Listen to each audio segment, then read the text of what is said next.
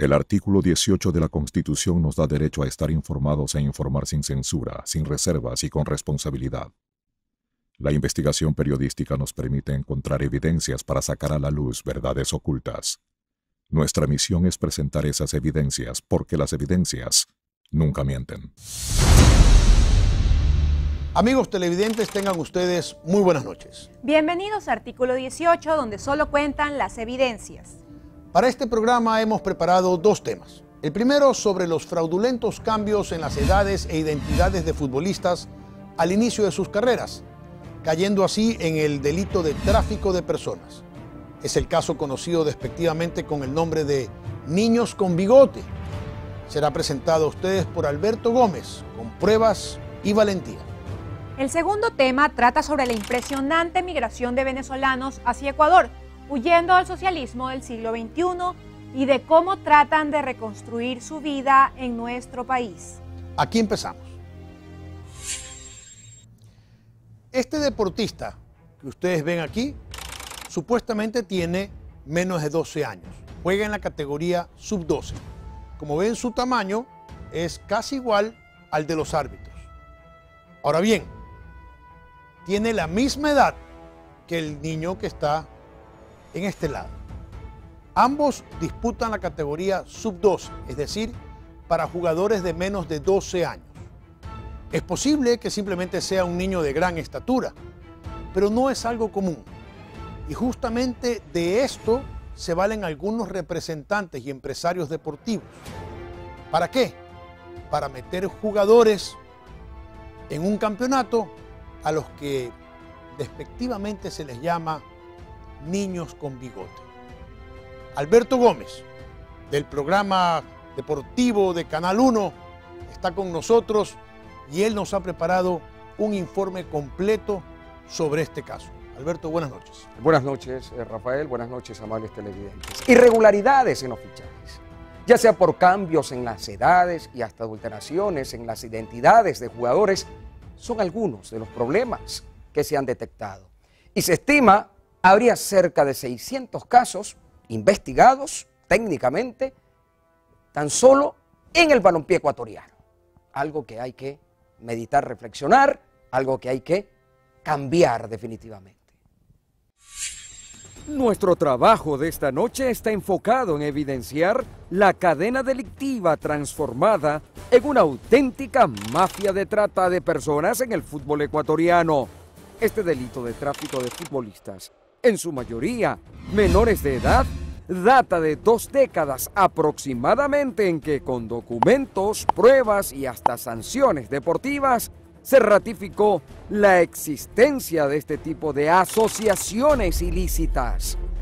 Los primeros vestigios de estos hechos los encontramos luego de la participación de la selección ecuatoriana sub-16 que nos representó en el Mundial de Canadá en 1987. Histórica presencia de Ecuador porque significó su primera asistencia a los mundiales de balompié, con jugadores que sí cumplían con el requisito de la edad. A raíz de este evento mundialista, se comenzó a hablar de la desmesurada corpulencia de los jugadores chinos y especialmente de los africanos. Nigeria y Costa de Marfil presentaron equipos con futbolistas de un físico impresionante que contrastaba con lo de los países restantes. Uno de esos pioneros de los mundiales es el manabita Yalmar Zambrano. Sí, se escuchaba mucho y nosotros hemos palpado en la sub-16. Cuando fuimos a Canadá, jugamos contra China, jugamos contra Costa de Marfil y en Costa de Marfil habían unos negros con unos brazos y unas piernas tremendas que nosotros decíamos, puchica, 16 años, ¿no, verdad? Y pasa en el otro sudamericano, le ha pasado a muchos compañeros de fútbol. Había torneos sub-16, sub-15, entonces nos conocíamos. Por ejemplo, con José Macías siempre teníamos esa broma de que de repente no tenía la edad. Habla serio, José. Entonces, Lusitano, pero eran bromas que nos veníamos ahí porque obviamente teníamos corpulencia. Ahora José Macías decía que comía buen verde y buen allá en Ventana, ¿no? donde es oriundo José. Entonces, pero obviamente nos conocíamos todos, ¿no? Así hicimos procesos de la sub-13, sub-15, sub-16 en el Mundial. Y es que hasta la misma selección boliviana, que llegaba al Mundial de Canadá 87 como campeón sudamericano sub-16, integrada por Marco Antonio Echeverri, Luis Héctor Cristaldo, Eduardo Higuchi, entre otros, fue puesta en la lupa de la crítica internacional como pasados de edad. Antes de llegar al episodio contemporáneo de los niños con bigote, aparece otra figura, y hasta cierto punto macabra, denominada los muertos vivientes. En el Sudamericano Sub-17 de Uruguay, 1999, Ecuador dio que hablar. Apareció el jugador Jonathan Ante, pero con una identidad que le correspondía a Paul Díaz Medina, que había muerto ahogado. Asimismo, Vladimir Montaño usurpó la identidad de otro fallecido, Ederson Sánchez Montaño, decesado por disparo de arma de fuego.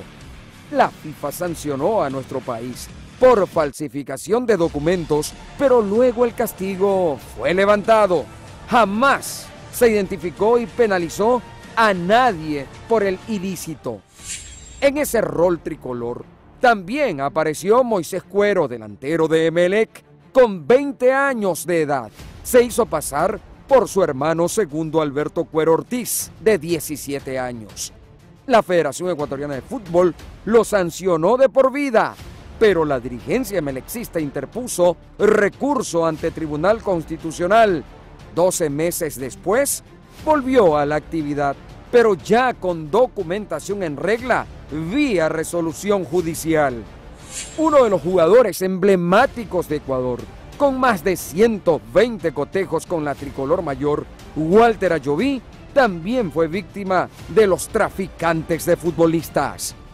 Jugó en el Sudamericano Sub-17, realizado en Perú en el 2001, como Walter Corozo, cuando en realidad se llamaba Walter Ayoví Corozo y frisaba los 20 años de edad y no 17 como su cédula de identidad señalaba. El golero de Ecuador en ese entonces, de Liga de Quito, Alexander Domínguez, aparecía hasta el 2008 como nacido en Táchira, Esmeraldas, pero se demostró que sus documentos habían sido alterados y hasta se dudó de su auténtica nacionalidad. Pero tal vez el caso más bullado lo originó en el 2010 un jugador de la misma Liga Deportiva Universitaria de Quito, inscrito como Gonzalo Chila Palma, pero que en realidad se llamaba Ángel Cheme, con una edad superior a la de Chila, que resultó ser un pastor evangélico. El pionero en investigaciones periodísticas de este género es el colega Guido Manolo Campaña, de Diario El Universo. He aquí su testimonio. Cambió mi vida, definitivamente cambió mi vida, porque con la primera investigación me tocó cambiar de residencia, cambiar a mi familia su hábitat normal, venir acá a Guayaquil y por supuesto hacer otra vida totalmente diferente a la que estábamos acostumbrados en Esmeraldas, ¿no? Muy diferente, muy distinto. Yo fui a investigar a Esmeraldas, a la escuela donde había estudiado este joven, y en la misma escuela se sorprendían que lo conocían y asomaba con otro nombre. Entonces empecé a indagar, de ahí me fui donde lo habían bautizado, no era en Muisne, en otro punto adentro de la montaña, y ya recopilé absolutamente todo, toda la documentación, testimonios de profesores, amigos de barrio, y llegué al local donde trabajaba la mamá. No sé si todavía tendrá su local allí en el muelle de Muisne. Vamos ahora sí a la era de los niños con bigote. Julio del 2015, Ecuador fue uno de los 4 clasificados al Campeonato del Mundo de Chile Sub-17. La misma Federación Ecuatoriana de Fútbol reveló que 3 futbolistas presentaban irregularidades en sus documentos de filiación. Andy Casquete, nacido el 23 de febrero de 1995 con 20 años, estaba registrado con 17 años de edad y así jugó el sudamericano. Joao Montaño tenía 2 identidades, la verdadera, Josué Daniel Cortés Montaño, de 21 años, nacido el 5 de abril de 1994, mientras que en la Federación Ecuatoriana de Fútbol estaba habilitado a favor del Nacional como Joao Daniel Montaño Díaz, nacido el 9 de septiembre de 1992. Fabiano Tello, el delantero de Independiente del Valle, también poseía dos identidades. La verdadera, Mateo Joao Tello Arce, de 19 años, nacido el 10 de agosto de 1995, mientras que en la Federación Ecuatoriana de Fútbol estaba habilitado como Sergio Maximiliano Tello Arce, con 16 años de edad. En este último caso, la propia madre del futbolista Tello acudió a declarar ante la Comisión de Investigación de Ecuafútbol y denunció que en Atacames un abogado de apellido Álvarez le cobró $1.500 por bajarle la edad a su hijo y con ello pueda jugar en el sudamericano. Después se arrepintió, pero el susodicho abogado se rehusó a devolverle su dinero, tal como lo revela la carta que usted ve en pantalla. Desde el 2016 aparece el abogado Javier Burbano en representación del Consejo de Participación Ciudadana y Control Social para realizar una exhaustiva labor, llegando a 350 casos investigados. A juicio del consejero Burbano, la cadena delictiva se perfecciona así. Esto comienza con la captación. Por lo general, en cantones como Atacames, como el Cantón Esmeralda de la provincia de Esmeraldas, como San Lorenzo, en donde existen verdaderos tratantes de personas que fungen como directores técnicos de divisiones formativas, pero son verdaderos traficantes de seres humanos que van y captan a determinados niños con actitudes que tienen aptitudes, buenas aptitudes para el fútbol. Luego de la captación, a veces son los mismos padres de familia los traficantes de personas, hay que decirlo, no siempre son estas personas que fungen como directores técnicos de divisiones inferiores, también son los propios padres de familia los que se convierten en verdaderos traficantes de personas. Luego de la captación viene el traslado hacia las oficinas del registro civil, en algunos casos en el Cantón San Lorenzo. Eso ya ha sido controlado por la actual directiva del registro civil, pero para efectos de explicar la cadena delictiva, tengo que mencionar que luego de ser captados los jugadores son llevados al registro civil, en donde les alteran sus datos de identidad, ya sea alterando su año de nacimiento, generándole una nueva identidad falsa o generándole una cédula para que se suplante a otra persona, siempre con el propósito de reducir, entre comillas, en papeles falsos, la edad del jugador. Luego viene el transporte o el traslado hacia ciudades, siempre Guayaquil o Quito, para incorporarlos en clubes que recurrentemente son los mismos que los receptan. Pero al menos puedo decir que es demasiada coincidencia, como el informe que yo le acabo de pasar, que en más de 70 casos se trata del mismo club. Y el ánimo de lucro, que es fundamental en el delito de trata de personas, y es lo que usted mencionaba con buen criterio, Alberto. El ánimo de obtener un rédito económico en virtud de la explotación de un ser humano. Y por supuesto que hay un ánimo económico, por supuesto que se persigue un fin rentista, porque en esta operación, claro que hay un dinero que se paga por la incorporación del jugador en determinado equipo. Sin embargo, de aproximadamente 600 casos investigados en una década, se comprobaron apenas 73 y en ninguno hubo sanción penal para los verdaderos traficantes. ¿Por qué no ha pasado nada en una década de ocurrencia de este tipo de delitos? ¿Por qué ha habido impunidad? Porque quienes estaban llamados a presentar las denuncias penales, como la Federación Ecuatoriana de Fútbol, simplemente no lo hicieron y miraron para otro lado.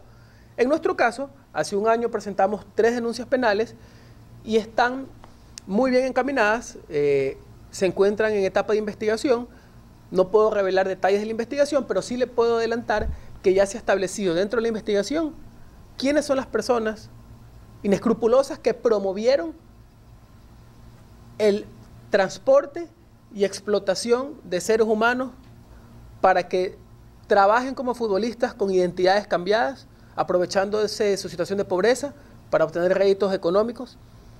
Y creemos que la Fiscalía va a acusar a estas personas, así como también dentro de las investigaciones ya se estableció quiénes son los funcionarios, exfuncionarios seguramente del registro civil, que alteraron el sistema informático para coadyuvar con estos delitos. Y esto lo hemos logrado en un año en virtud de las denuncias penales que presentamos.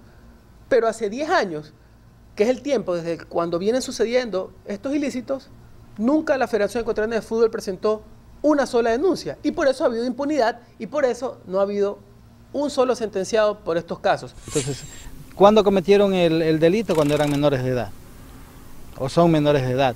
Pero, o sea, está el delito. Algo se debe hacer, algo tienen que hacer para evitar esto. Porque se toman de aquello, las leyes, las sanciones no son drásticas. Las sanciones no son drásticas. Te pones el Código Penal, te pones a revisar las sanciones de la Federación Ecuatoriana de Fútbol, los quitan de la actividad 2 años, 5 años, y el resto termina su periodo y vuelven. Entonces no hay algo que sea más drástico, que haga pensar 2 veces a quien desea o quien tiene la intención de cometer aquello. Recabamos también el criterio de la autoridad competente deportiva.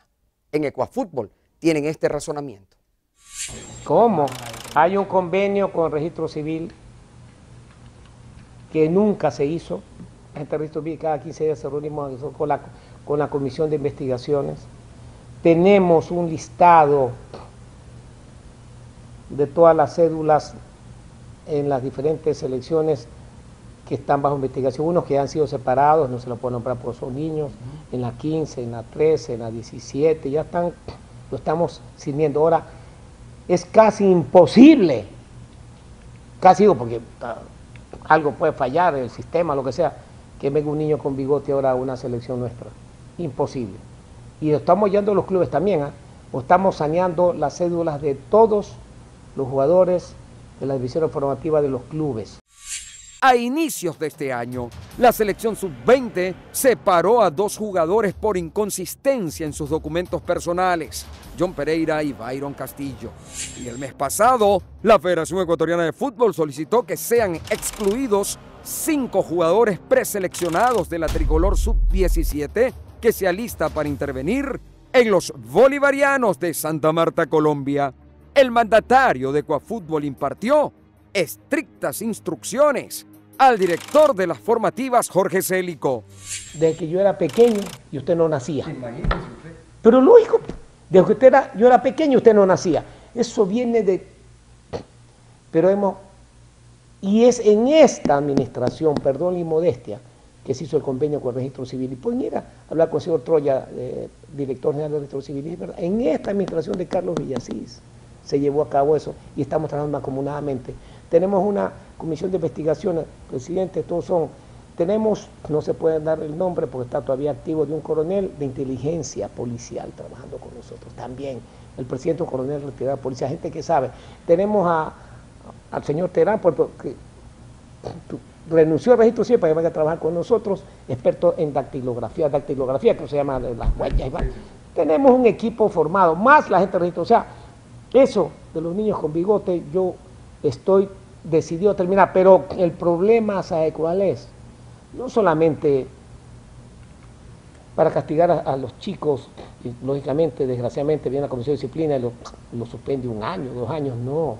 Hay que investigar quién es el responsable de esto. ¿Sabes cuáles son? La gente que va y por unos $1,000, $500 al padre de familia, que es un hombre necesitado, lo compense para que al hijo le cambie la cédula, y yo le hago todo y toma tu billete y toda esa vaina. Hay que dar con esos mafiosos, meterlos a la cárcel, y en eso estamos nosotros. La lucha contra el delito de trata de personas en el fútbol no ha finalizado. Por el contrario, las mafias buscan ahora otras formas de engañar la fe pública, como alterar pruebas sanguíneas. Ya no es la falsificación de edades, sino la alteración del tipo de sangre, que hubo ya sentencia, incluso hay un acusado de manera formal, pero aquí sí un llamado a la Federación Ecuatoriana de Fútbol a través de su actual presidente Carlos Villacís. Yo le entregué la documentación personalmente a él sobre la queja de los dirigentes del fútbol profesional de Esmeraldas, y de lo cual no se dice absolutamente nada. Ya hay sentenciado, o sea, eso no es algo que alguien puede sospechar. No extrajudicial, no, ya hay exactamente, ya se lo sentenció, entonces no han profundizado en el tema, indicó que iba a pasar eso a la comisión de investigación. Claro, los dirigentes que hicieron la denuncia insisten, quieren venir a hablar, pero no ven esa apertura por parte de la Federación Ecuatoriana de Fútbol de llegar hasta las últimas consecuencias, y eso es lo grave, cuando las cosas quedan en la mitad, cuando no se avanza, no hay consecuencias de aquello, no hay alguna solución, y va a seguir porque todos sabemos más o menos por dónde viene el tema. El consejero de Participación Ciudadana, Javier Burbano, está convencido de haber conseguido la joya de la corona, o lo que es lo mismo, el club de donde provienen la mayor cantidad de futbolistas involucrados en doble identidad, suplantaciones, datos con actas inexistentes, registros en especies no valoradas, dobles certificados de nacidos vivos y más. El informe del registro civil establece que existen más de 70 casos del Club Norteamérica en los que se pueden evidenciar una serie de irregularidades que tienen que ver, insisto, con la edad e identidad de varios jugadores. Hay arrepentidos, hay sancionados, hay quienes piden disculpas, otros que se hacen los locos. Pero esto no es algo nuevo. Hoy son algunos los investigados, pero sabemos que vino desde atrás, desde hace muchos años. Inclusive hay quienes usan un nombre que nunca fue el de ellos. Pero aquí hay mucha tela que cortar y solo quiero agradecerte muchísimo por esta investigación que le has ofrecido a los televidentes. Es una verdad lacerante, Rafael, amables televidentes, pero sí, es hora de que ya actúe la justicia ordinaria. En materia penal ya debe haber sancionados, y no solamente administrativamente, deportivamente. Y no solamente al deportista, sino también al empresario e inclusive ver cuál ha sido el papel de los padres para que esos niños cometan lo que han cometido. Hasta aquí nuestro trabajo.